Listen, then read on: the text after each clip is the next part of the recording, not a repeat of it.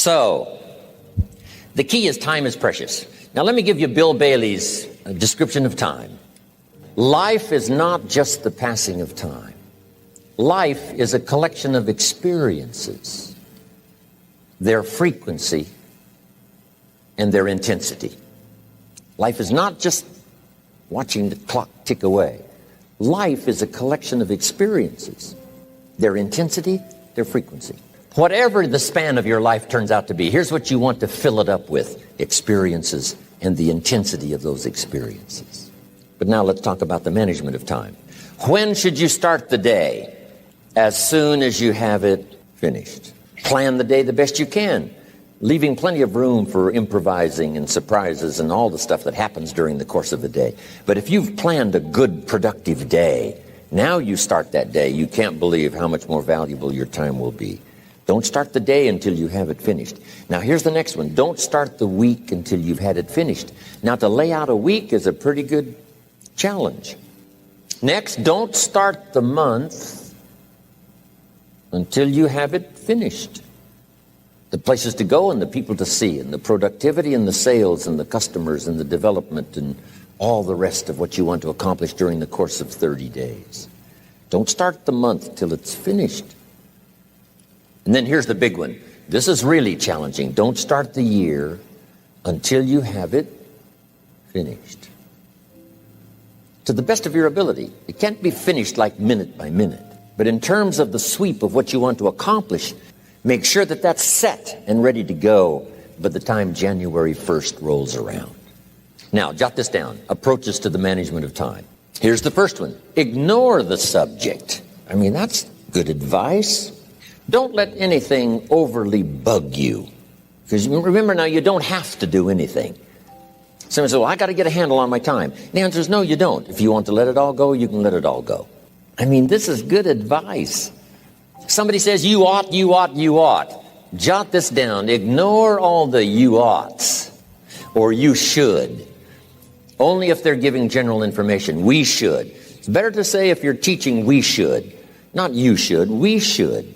Then you let me listen in without it being too confrontational. If everyone did this, see, that'd be great. And then you give a person a chance to choose to do it or not to do it. But when you start the you ought, now see if I don't, now see we got some tension and maybe some problems. So you oughts seem to always create problems. When you're talking to your kids, you say, no, if kids would do this, not always saying if you did this, life would be better. But if kids did this, life would be better. It's like making a little talk and letting them listen in. And then it's a little less confrontational. It gives us a choice. In one of my seminars, here's what I teach. All life forms strives to the max of its potential except human beings. How tall will a tree grow?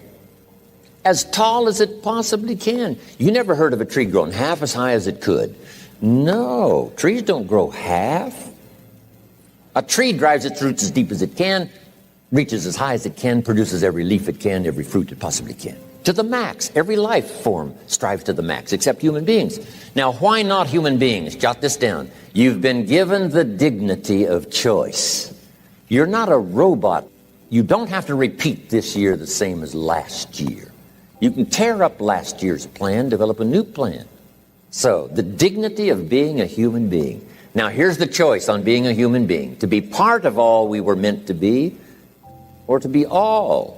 To strive for all, or half, or part, or some. The choice is up to you. To develop one skill or 10 skills. Someone says, well, I'd be happy with just one more language. Well, some say, hey, I'm going to learn 6 or 7. And this is all a matter of choice. And when someone says, no, you ought to learn 4, you've got to resist all that. Because this is personal dignity. And you don't want to destroy someone's dignity by doing all the oughts, and then they feel reluctant to do it. Now we've got problems. So if you want to, just ignore this subject on time management. Now here's the next one. Step down to something easier. The guy's in sales, and he says, oh, I want to own the company. Finally owns the company. Now he's got no time to play golf. He said, when I was in sales, I was making big money playing golf 3 days a week. Heck with this owning something.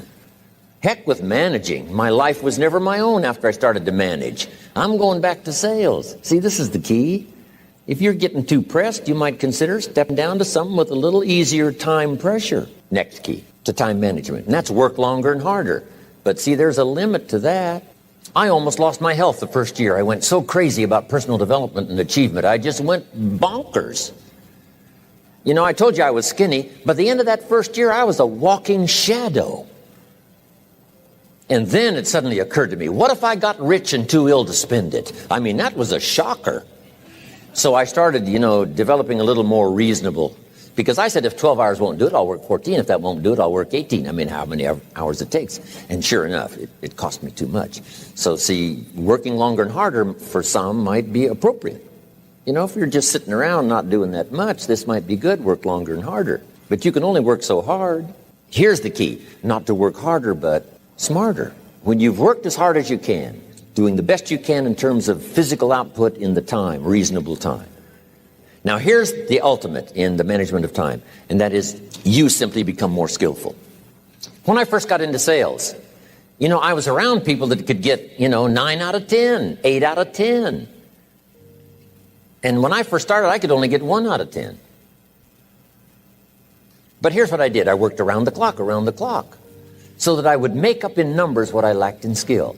That's good in sales. You got to jot that down. When you're new, you make up in numbers what you lack in skill. Now, when you become more skillful, the numbers can go down because now your persuasive ability and all of that is now so high that you don't need to put as many numbers out. But at first, if you want to compete or if you want to really get good, you've got to put in the numbers. But if you get more from yourself, develop more of yourself, now the time management becomes an easier task. Now here's the next thing. Either you run the project or it runs you. I've found out when you start something, at first you're in charge. All of a sudden, a year later, it's in charge. Some of the companies I started, I'm telling you, I'm in control. A couple of years later, I'm out of control. At first, I've got it on the run. 2 years later, it's got me on the run. Haven't got enough time. I'm dizzy with trying to get it all done. So here's part of the key, and that's to get in charge. Say, I'm going to take charge of my health. Take charge of your time. Take charge of your resources, which we're going to talk about next. You're the one that's responsible for it. It's not a requirement of society that you not have a heart attack and take care of your family. That's not a requirement of society, but you must make it a requirement of yourself. Society doesn't require that you build a financial wall around your family nothing can get through. That's not a requirement of society. It's a requirement you impose on yourself to build a financial wall around your family nothing can get through. So impose on yourself this self-development of being in charge, taking charge of your life and your health and your future and your responsibilities and all the rest. Next, reasonable time is enough time to achieve all of your goals. Just jot that down. Reasonable time is enough time. I had to learn that. Reasonable time is enough time. Here's why. It's not the hours you put in, it's what you put in the hours. If you start depositing greater ideas into the hours you've got later than now, I'm telling you later, you can't believe the productivity that will flow. The ideas you can't think of now, a year from now, they'll start to flow. And when you deposit those ideas in the hours you've got, productivity multiplies by 2, 3, 5, 10. Next, time management essential. We've already covered the first one, a written set of goals. And then do priorities on your goals. What's important this week? What's important this month? Here's the next one. Often review. Just go over your goals to make sure that your list is working for you. It's got you inspired. It's got you turned on. Somebody says, how come you're up so early? Say, if you were headed where I'm headed, you'd be up early too. If you were going to meet who I'm going to meet, you'd be up early. If it was going to stack up for you like it's stacking up for me, you'd be getting up early. Here's some more time management essentials. Learn to study what we call majors and minors. You pick up the phone. Here's what you must say when you pick up the phone. Is this a major conversation or a minor conversation? If it's minor, a few pleasantries and you're done. If it's major, maybe you've got to make a few notes. So here's the next one. Important conversations, make an agenda before you make the call. Just jot down a little agenda. It's so easy now to just talk out of your head. Did you ever hear a conversation end like this? Let's see, there was something else. See, you don't look that swift. I can't think of it right now. I'll call you back. See, you look a little incompetent. Let's see, there was something. It escapes me right now. Really? So have you got this now? Make an agenda before you make a call if it's an important call. Now later that saves you all kinds of stuff. So what's major, what's minor? Now here's the key on this. Don't major in minor things. If you take up major time to do minor things, I'm telling you, you'll be behind the curve constantly. Here's what we learn in sales training. What's major time and what's minor time? And if you took a look, if you're in sales and you took a look at a week, you'd say, my gosh, I'm spending 90% of my time on the minor stuff and so little time on the major stuff in the presence of. How many hours in the presence of in my day? How many hours in the presence of during my sales week? Because the time that really counts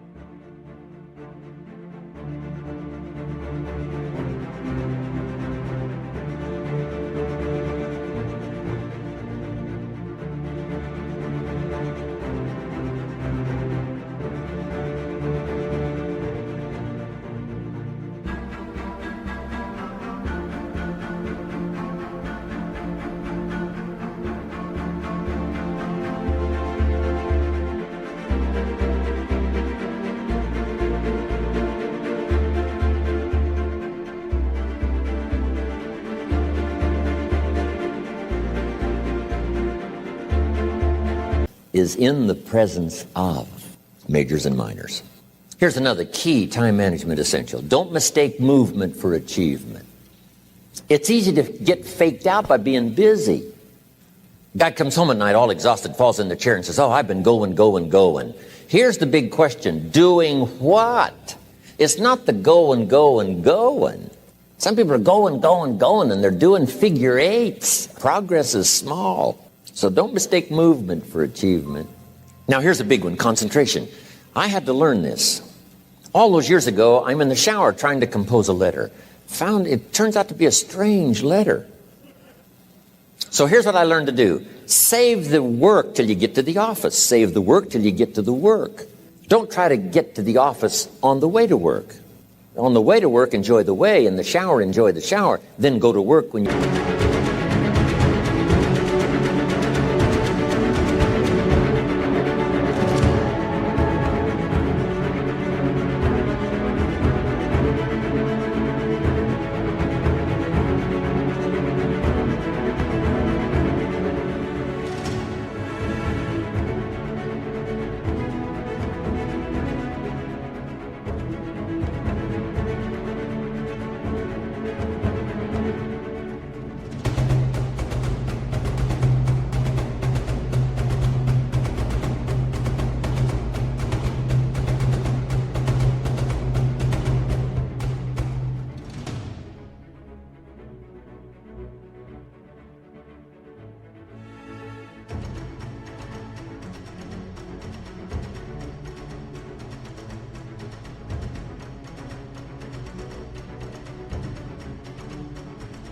get to work. I found this to be helpful.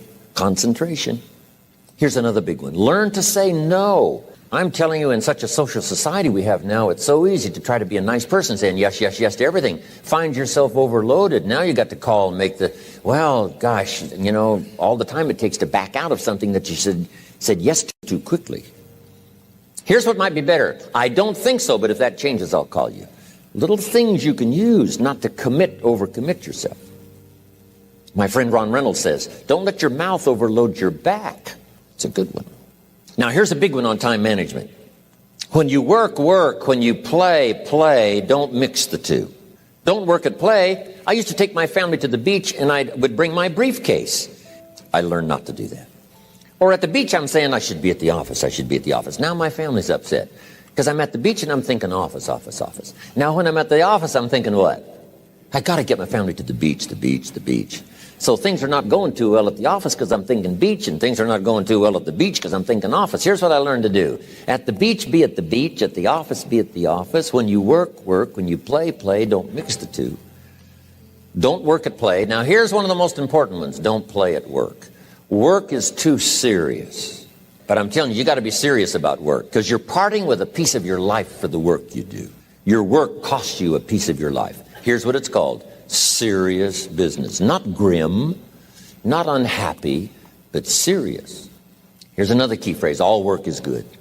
You may not like your job, but if it's the stepping stones to get you to where you want to go, you got to appreciate your job. You don't have to have a passion for your job. Here's the ultimate passion, a passion for incredible success in every department of my life. That's the passion. But don't look down on some menial job you have to do to finally get you to where you want to go. No job is menial. No job is not, every job is noble. Training life for pay, making a contribution to society. Next, analyze how you are. And if you have some weaknesses, if you doesn't seem like you can change, here's the key, get it covered. I used to keep promising myself I'd keep the books, keep the books, keep the books. Finally, I gave that up. And back then, it only took me an extra $50, $60 a month for some accountant to keep the books. I said, no, I'm going to save the $50. You can't believe what I started losing in productivity because I tried to save the $50. So the key is a lot of the time you can stay like you are, but just make sure you get it covered. Next, beware of the telephone and all other systems of communication, especially the telephone at home and systems of communication at home. And here's one of the best lines I've got for you for the weekend. Let all communication systems serve you, but don't let them intrude. Here's the next one. Read all the books. You know, I've only got a few notes here on time management. But if you've got some particular challenges, you run a big organization, a big corporation, you've got some challenges, there's plenty of books. Now, here's what's next. Just be more alert to the things that might be stealing your time. Here's why. Time is like capital. You can't let someone steal your seed corn. You can't let someone steal your capital. And you can't let someone steal your time. You must designate your time. And some of the time that you designate, you must not let anyone steal. Casual time, you might let someone intrude and steal a little bit and take a little bit, but not serious time. Next, one of the great time management savers is to learn to ask questions up front. Sometimes you talk to somebody for an hour, and then you ask questions and find out if you would have asked those questions up front, you could have saved yourself an hour. Asking questions up front helps you to get to the problem now. But if you just launch into some discourse, you might waste 30 minutes, waste an hour, when here's what you should have been talking about. After you finished an hour, you say, John, what's really the problem? He said, well, it's something personal. See, that's what you should have been talking about this whole hour. Now, here's the last one, thinking on paper, and that's to keep a journal. One of the things I'm known for around the world, have been now for 39, 40 years, is keeping a journal. Now, my journal is not it's not necessarily it's not like a diary. It might be part diary. You know, I'm flying over Ireland and I write down a few little things that impress me. Today I met this person. Wow, what an extraordinary event. Today I conducted this seminar in Rome. 1,000 people stood up and sang for me. I've got a little bit of a diary in there. But here's what primarily your journal is for. Collecting good ideas. A journal is to collect good ideas on your health, good ideas for your business, good ideas for your future, good ideas for time management. Because I used to take notes on pieces of paper and torn off corners and backs of old envelopes and restaurant placemats. And I threw all this stuff in a drawer. It did not serve me well. I finally learned to get a bound copy, right? And just keep a journal, right? If I was here, I had my journal, I'd be taking notes, right? These 2 days in my journal. Now, if you're caught without your journal, you just take the notes when you get back home, put those notes in your journal, throw the paper away. Because we don't usually go through paper to review. But see, my journals now make up a significant part of my own library. Here's what's next to leave behind, and that's your library. The books that changed your life, the books that changed your health, the books that rescued you from oblivion. The books that you passed on to other people, they were so exciting for you. The books that made you financially independent. The books that developed your leadership. The books that gave you wisdom to ponder when things were tough. The books that got you through the winter. The books that helped you to plant in the spring and harvest in the fall. What a treasure to leave behind. If you do that, here's what's for sure. Your books will be more valuable than your furniture.